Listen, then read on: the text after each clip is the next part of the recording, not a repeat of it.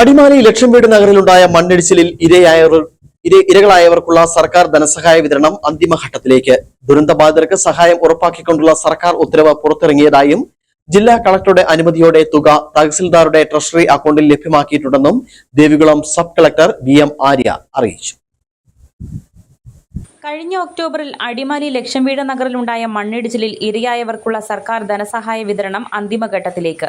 ദുരന്തബാധിതർക്ക് സഹായം ഉറപ്പാക്കിക്കൊണ്ടുള്ള സർക്കാർ ഉത്തരവ് പുറത്തിറങ്ങിയതായും ജില്ലാ കളക്ടറുടെ അനുമതിയോടെ തുക തഹസിൽദാരുടെ ട്രഷറി അക്കൗണ്ടിൽ ലഭ്യമാക്കിയിട്ടുണ്ടെന്നും Devikulam sub collector VM Arya അറിയിച്ചു. ദുരന്തത്തിൽ വീടും സ്ഥലവും പൂർണ്ണമായി നഷ്ടപ്പെട്ട 9 കുടുംബങ്ങൾക്ക് 10 ലക്ഷം രൂപ വീതമാണ് ധനസഹായം ലഭിക്കുക.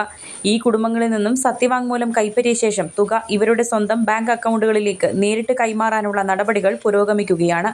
ഇതിനു പുറമെ മറ്റു കുടുംബങ്ങൾക്കുള്ള വാടക ഇനത്തിലുള്ള തുകയും സർക്കാർ അനുവദിച്ച 10,000 രൂപയുടെ അടിയന്തര ധനസഹായവും ട്രഷറി വഴി ഗുണഭോക്താക്കളുടെ അക്കൗണ്ടുകളിലേക്ക് ഉടൻ തന്നെ ലഭ്യമാകും.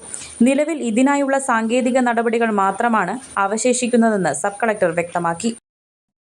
കൂമൻപാറയിൽ കഴിഞ്ഞ ഒക്ടോബറിലുണ്ടായ മണ്ണിടിച്ചിൽ കേസുകളിൽ എല്ലാവർക്കും ധനസഹായം അറിയിച്ചുകൊണ്ട് സർക്കാരിൽ നിന്ന് ഉത്തരവായിട്ടുണ്ട്.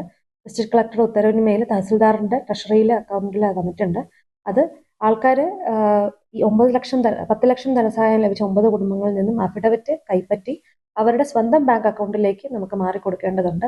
അത്തരത്തിൽ ആൾക്കാരുടെ സ്വന്തം ബാങ്ക് അക്കൗണ്ട് കളക്ട് ചെയ്യുകയും അത് ട്രഷറി വഴി മാറുകയും ചെയ്യുന്ന സാങ്കേതികത്വം മാത്രമാണ് ബാക്കി നിൽക്കുന്നത്. ഈ സാങ്കേതികത്വം മാറുന്നതിലൂടെ നമുക്ക് 10 ലക്ഷം 9 കുടുംബങ്ങൾക്ക് 10 ലക്ഷം വീതവും മറ്റു കുടുംബങ്ങൾക്ക് വാടകയും പിന്നെ സർക്കാർ അനുവദിച്ച 10,000 രൂപയും നമുക്ക് മാറിക്കൊടുക്കാൻ പറ്റുന്നതാണ്. ലക്ഷംവീട് നഗർ മണ്ണിടിച്ചിൽ ദുരന്തത്തെ തുടർന്ന് നിലവിൽ പുനരധിവാസം ആവശ്യപ്പെട്ട് സമരം തുടരുന്ന 17 കുടുംബങ്ങളുടെ വിഷയം സർക്കാരിന്റെ സജീവ പരിഗണനയിലാണെന്നും സബ് കളക്ടർ അറിയിച്ചു. മറ്റുള്ളവർക്ക് നൽകിയതുപോലെയുള്ള സഹായവും പരിഗണനയും ഈ കുടുംബങ്ങൾക്കും ലഭ്യമാക്കണമെന്നാവശ്യപ്പെട്ട് ജില്ലാ കളക്ടറുടെ നേതൃത്വത്തിൽ സർക്കാരിലേക്ക് പ്രത്യേക ശുപാർശ സമർപ്പിച്ചിട്ടുണ്ട്. ഇപ്പോൾ സമരം തുടരുന്ന 17 കുടുംബങ്ങളെ സംബന്ധിച്ച് അവരുടെ കാര്യം അനുഭാവപൂർവ്വം കൺസിഡർ ചെയ്യണമെന്നുള്ള ഒരു റിക്വസ്റ്റ് കളക്ടറേറ്റിൽ നിന്നും സർക്കാരിലേക്ക് പോയിട്ടുണ്ട്. അത് മറ്റു കുടുംബങ്ങൾക്ക് കൊടുത്ത അതേ അനുഭാവവും കൺസിഡറേഷനും അവർക്ക് കൊടുക്കണമെന്നാണ് റിക്വസ്റ്റ് പോയിട്ടുള്ളത്.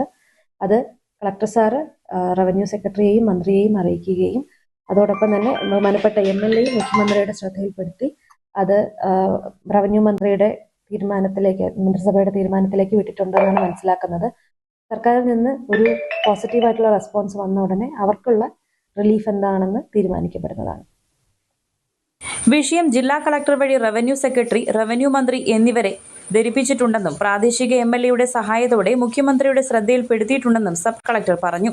നിലവിൽ ഈ വിഷയം മന്ത്രി സർക്കാരിൽ നിന്നും അനുകൂലമായ മറുപടി ലഭ്യമാകുന്ന മുറയ്ക്ക് ഈ 17 കുടുംബങ്ങൾക്കുമുള്ള ആശ്വാസ ധനസഹായ പാക്കേജ് എന്താണെന്ന് ഔദ്യോഗികമായി പ്രഖ്യാപിക്കുമെന്നും ആര്യ VM കൂട്ടിച്ചേർത്തു. അതേസമയം സമരം 10ാം ദിവസം പിന്നിട്ടതോടെ ദുരിതമുഖത്തു നിന്നും മാറി സമരം അടിമാലി ഗ്രാമപഞ്ചായത്ത് ഓഫീസിന് മുന്നിൽ തുടരുകയാണ്. News bureau, Adimali.